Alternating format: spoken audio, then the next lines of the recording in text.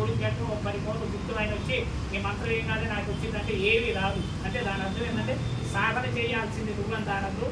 గురువు అనేటువంటి వ్యక్తి నీకు ఆ మార్గం అంటే ఆ సాధనలో మార్గం చూపిస్తాడు. అంటే ఆ మార్గంలో ఎలా వెళ్ళాలి ఏంటి అంటే గతంలో ఆయన ఆ మార్గంలో వెళ్ళి ఉంటారు కాబట్టి ఎక్కడ ఎత్తులు ఉన్నాయి ఎక్కడ పొలాలు ఉన్నాయి అని చూపిస్తాడు దాంట్లో.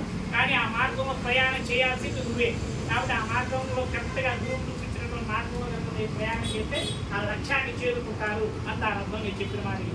కాబట్టి జాగ్రత్తగా చక్కగా మంత్ర సాధన చేయండి. తప్పకుండా అమ్మవారి యొక్క అనుభవం పరిపూర్ణంగా కలుగుతుంది.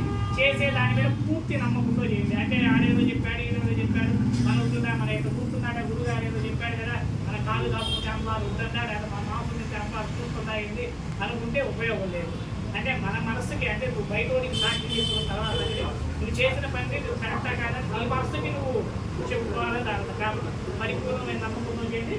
ఇది కరెక్ట్గా సెట్ అయిపోతుంది. ఇంకేమైనా సందేహాలు